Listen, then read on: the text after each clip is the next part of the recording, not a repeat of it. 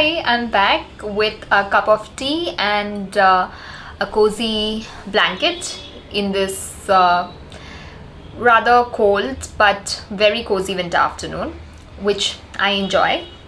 So in this video, I'm going to spend my winter afternoon with you discussing whether Ayurvedic treatment, Panchakarma treatment, Ayurveda in general is how expensive it is, and if at all it is expensive, and what are the costs involved in my specific treatment. So there was this question which I had answered saying that these were my costs for my almost 21 day stay last year, actually this year, so in February, soon going to be a year now, and I had incurred this and this expenses. You can go check that video to see the expenses. I don't remember, but I think not more than 5,000 to 7,000 including the medicines. And that also is inflated because I had opted for certain services which are optional. So now let's dial back and look at the bigger picture, which is like the bigger question: is Ayurvedic treatment expensive? So I would say yes and no. Why do I say yes and no? And you're like, okay, Vendra, you're being diplomatic, you're not giving an answer. But let me explain why I believe it's yes and no. First, let's understand why no. Okay, no. So no, definitely compared to allopathy or Western medicines, what I call Western medicine. So allopathy, the medicines are definitely cheaper. Now, I haven't bought a lot of allopathy medicines in my lifetime because I haven't done them, except barring the first maybe 2 or 3 years of my life when I was diagnosed with psoriasis. I immediately stopped after a year because it was just a lot of medicines, a lot of ointments. It was a lot, and I was just 6 years old, so I ditched it, and also I wasn't getting results. So overall, that was my tryst with allopathy, and that was the end. But I know, based on other people, family members, and market analysis and research, and my overall understanding of healthcare, that Western medicines or allopathy tablets, they're pretty expensive. And people often cite healthcare as a major expense, as a major percentage of their monthly expenses, right? So I would say that when I'm paying for my Ayurvedic medicines, some of them actually I go to government hospitals. So, and by the fact that we live in a country where our medicines are provided free of cost to us, is I'm so grateful for that. Apart from that, also some medicines I have to buy, like the oil and the cream, they are definitely significantly cheaper than what an allopathy ointment would cost, because I know creams and ointments, they're so expensive in allopathy. So yes, was I answering no? Hang on. I was answering, is it more expensive? So I said no, it's not more expensive. Yeah, so it's not more expensive in terms of the actual medicines. In terms of I'm going to only talk about my experience now. I know that you can go to these luxury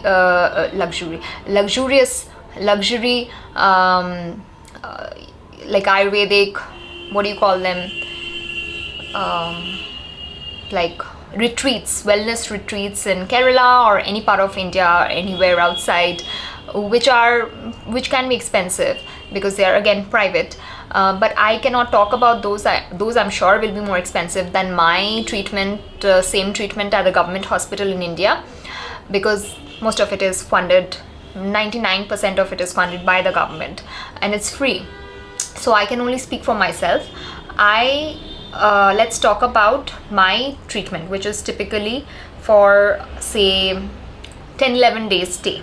Okay, if everything was fine and I don't delay and I don't stay on longer for other treatments, typically my treatment, the ghee treatment, detox treatment, is 7 to 11 days. Now, it's a government hospital, and it was my first time staying in one. So if you haven't watched that video, do watch it.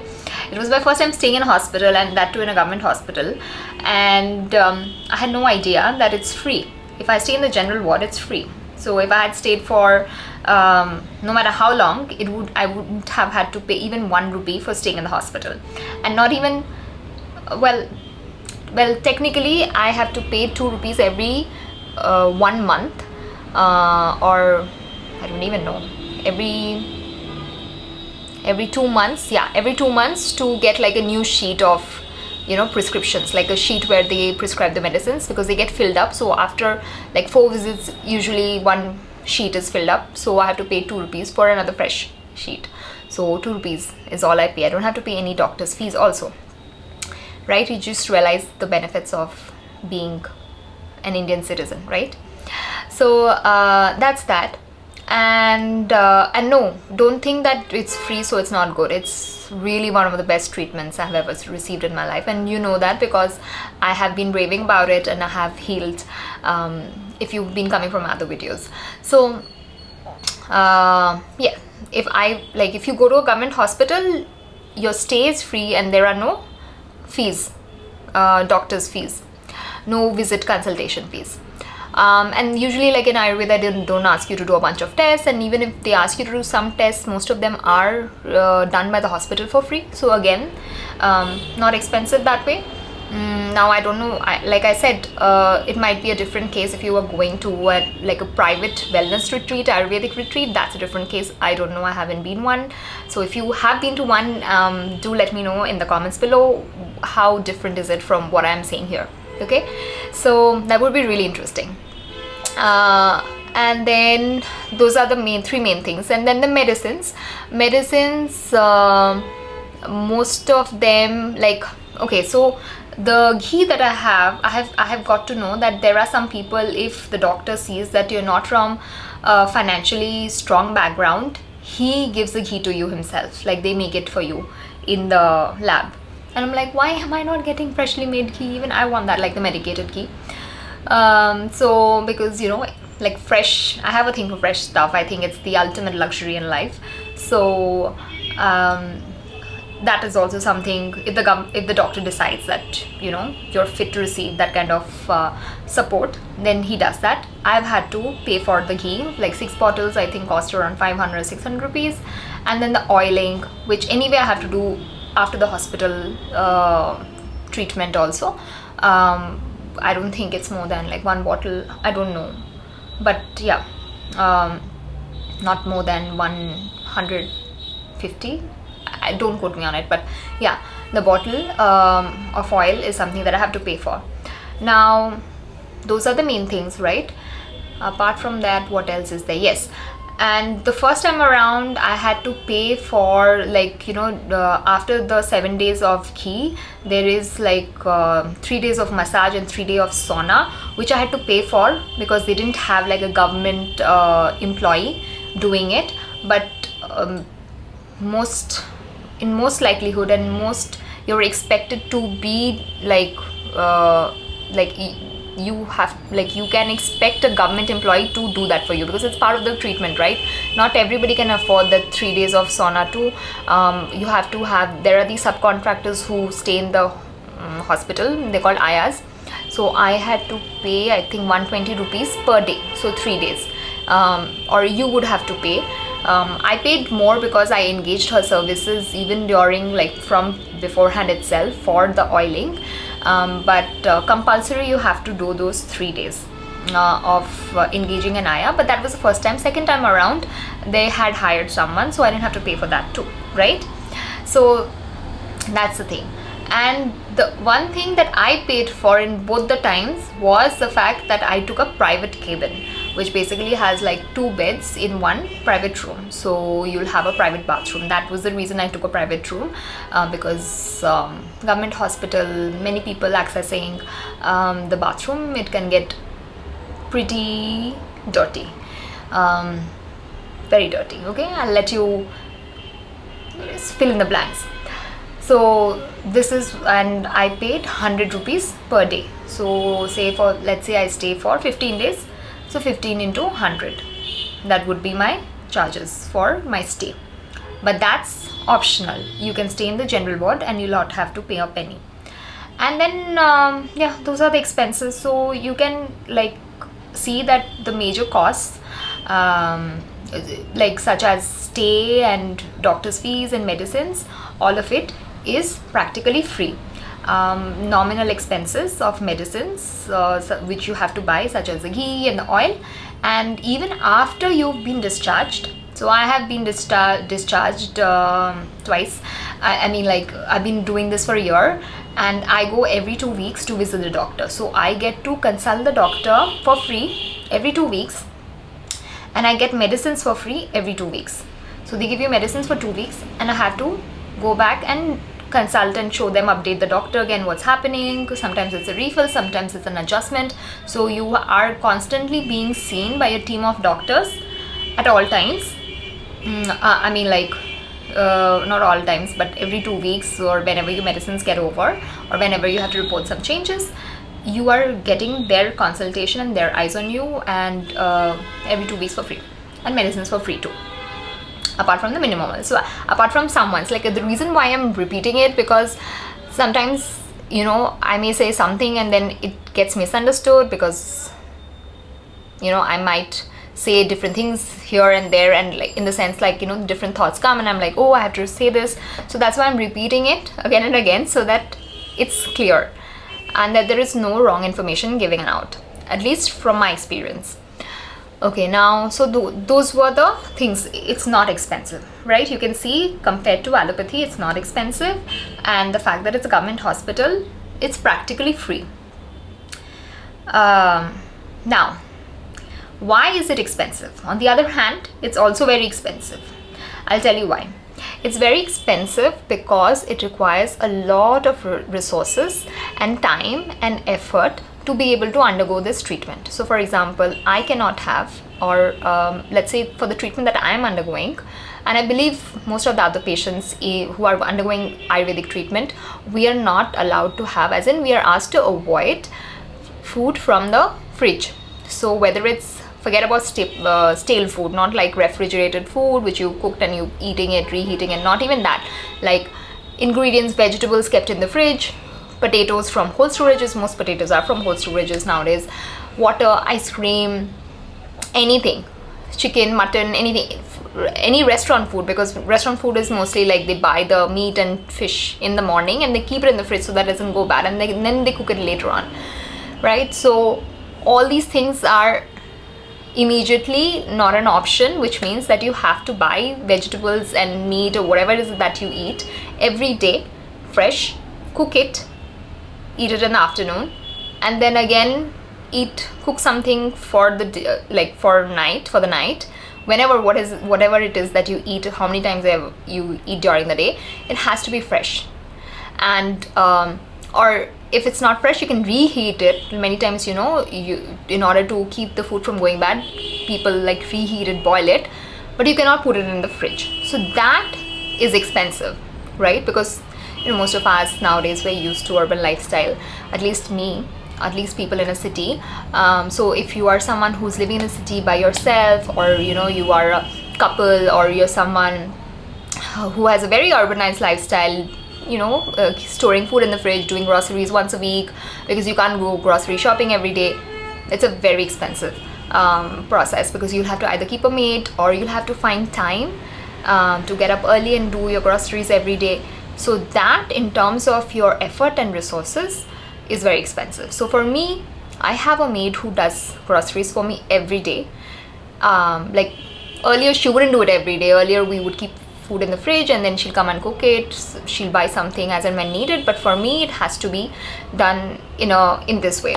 So it's time and effort, right? In terms of that, it is quite expensive.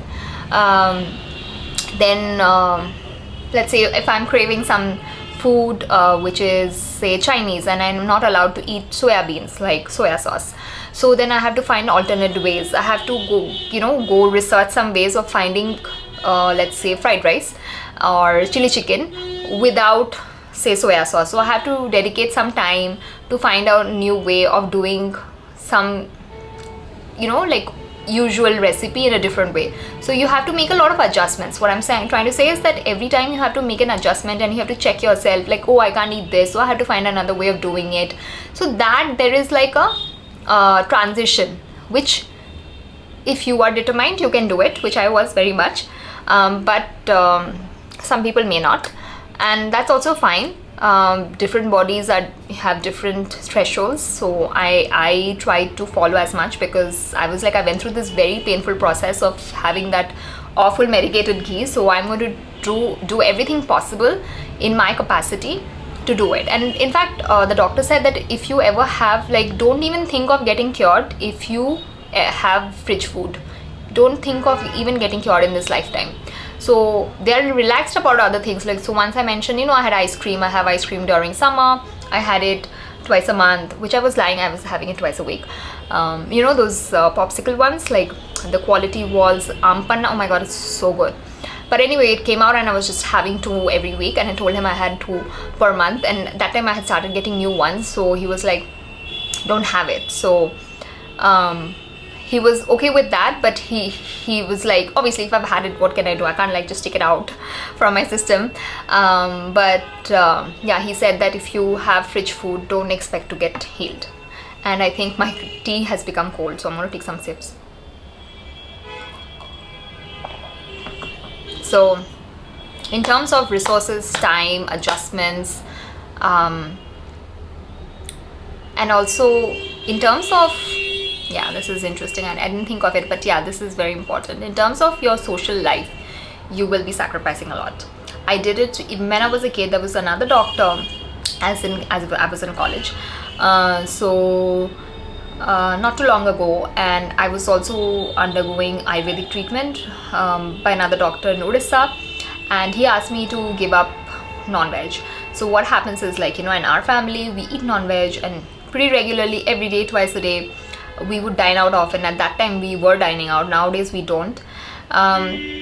So they would sit in one corner and have their non-veg, chicken, whatever, prawns. I would be sitting in one corner having my vegetarian version of Chinese food, and I would be even made to sit in a corner so that by mistake the server wouldn't serve me any chicken or mutton by mistake. So it was like very painful, very painful. I almost resented my family for it. Almost, no, I did resent them for it. So it's painful socially, so it's expensive. You're going to hang out with people and then resent them, or you're not going to hang out with people. You're going to stop hanging out with people because you can't eat most of the things that they can eat, and most of the things that you eat outside you can't eat, because like I said, fridge food, restaurant food, all that stuff, many other things. So I'm not going to go into the details. So just my treatment is like specific to these food groups, but overall Ayurvedic in terms of lifestyle is very expensive. So not in terms of actual money, but in terms of lifestyle, the sacrifices, the time, resources that you'll have to allocate to be able to follow this treatment, it's expensive. And well, it's expensive if you are someone from this who has an urban lifestyle. But if you're someone, let's say, from a village, or for that matter, even my maid, the one who does my groceries and does the cooking, she doesn't have a fridge at home. So for her, this would be like easy. This would not require a transition. She doesn't have a fridge at home, so all she has is non-fridge food, right? And she doesn't dine out really, right? So their dining out mostly is like having fuchka, golgappa, or something from the streets, which again is not fridge food. So things like that, unless of course you count the aloo, the potato, which comes from a cold storage. But apart from that, like, how often is she having fuchka? I don't know, but I guess not every day. So if you're from that, if you've not already gotten into an urban lifestyle, if you have a laid back, chill, very Indian lifestyle, like I always say if you see my other videos, dance related videos, I talk about having the life of your ancestors, following in their footsteps, doing what they were doing, eating what they were eating, and I'm literally living that life now. In fact, albeit the painful way, but I said it so much now that even the treatment that I'm following is asking me to live like my ancestors were living. They were definitely not having, food from a fridge. They were like ancestors would be like hunting and eating fish, or fishing from the ponds, or killing animals and eating it. So definitely not from a fridge. And recent ancestors also, let's say 4-5 generations ago, they were not eating from a fridge. Why 4-5? I think even 3-4 generations ago, there was not fridge involved. It was there, but it was just there. most like it was a joint family, we would all cook to, like there would be food would get consumed. Now it's a smaller family, so food stays over. So you know how it is with nuclear families, so it's like that. And yeah, when people are doing jobs, they don't have the time to go and do grocery shopping every day, so these kind of things. But if you're living in a village in India where usually they don't use the fridge so much, I'm talking about like a really village, not towns and all. Nowadays people use fridges. So if you have that lifestyle, then this is easy. But otherwise it's quite a transition. And yeah, like my sister was saying that she lives in Pune and she works, right? So she's like, I wouldn't be able to do this if I had to undergo this kind of treatment. Though always I feel like it's really about how important it is to you. I have suffered all my entire life, and for me it's like all cure or nothing. So I'm not willing to live with it now. I'm just like manage the condition. I just want it out of my life, and I'm going to just give it my 100% till I have no more to give. So this is what I'm doing. But there are some people, like I know someone else in my family who started following this after seeing my results, and they don't do like the 100%, or I do 99%, let's say. They don't do that, they do 90%. So to each their own, and as long as she's fine, that's okay. My tea is utterly cold. Okay, so yeah, I went on a long rant. I mean for every video to be short and concise. This also wasn't the case, because I had thought of making this video, and then I was thinking like while I was shooting another video, this one popped up, and I was like, oh yeah, I'm supposed to make this, so might as well do it while I have my makeup on and everything. Yeah. Is there anything else I'm missing out? I wanted to say something else. Yeah, so let me summarize again. In terms of actual money, it's cheaper if you go to a government hospital especially. But in terms of other lifestyle costs, such as changes to your diet and to your lifestyle and your social lifestyle, you're going to have a lot of changes.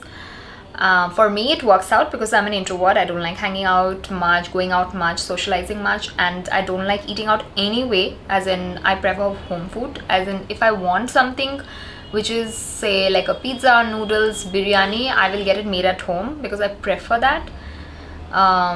Or burgers, I get everything made at home. I just prefer that home touch. So for me, it works out fine. But for someone else who enjoys eating out and like hanging out with people, it can be difficult. Like my doctor says, like my mom is that person, okay? So she is like an extrovert, like socializing and everything. She doesn't eat out, but she likes socializing a lot, and for us, socializing means eating. So she had an invite. She's also undergoing a similar like Ayurvedic treatment for her ailments, and she was asking the doctor, like, I have an invite. Like she was prescribed a diet for 7 days in which, you know, you have to have certain kinds of food, mostly like boiled food, and she had an invite just after the diet got over, or on the last day she had assumed, and she was like, I have an invite, what do I do? He said, go to the invite but don't eat. So if you associate socializing with eating, you'll have a hard time. But if you associate socializing with hanging out with people without food, then you'll be fine. But for most of us, and for me especially, my family, anyone, ask any Indian, for us socializing means eating, for sure. So yeah, like all those mindset shits also happen. Now I know that, okay, socializing need not be eating. But then I'm like, if I don't know those people very well, like I want to stuff myself with food. And also one more thing that I've become conscious of is like knowing when to stop. Like sometimes I eat because I'm like, tomorrow I won't have this biryani, like I'll be back to my normal home food. I'm getting this biryani, let me stuff myself with this food even though I'm full. So now I've somehow, because of maybe Ayurvedic treatment, or maybe because overall awareness, mindfulness and fasting and all that, I know when to stop. So I don't stuff myself, and I tell myself, if I want to eat, I can have biryani again tomorrow. So I can have any food I want anytime. So what is the need to, make myself feel bad, as in make myself uncomfortable physically and make myself feel sick? So these mindset shifts and tweaks will help in making this transition, which again, to tie into the actual topic of this video, the tweaks and adjustments can be pretty expensive, but then as always, any investment in yourself is worth it. So even though Ayurvedic treatment is monetarily economical, but lifestyle wise it's very expensive in terms of time and resources, but it's all worth it in the end. I think that sums up the video very well. So thank you so much for this very long-winded video, for watching this long-winded video, and I'll see you in the next one. And if you have any questions or comments, leave them in the section below. Bye.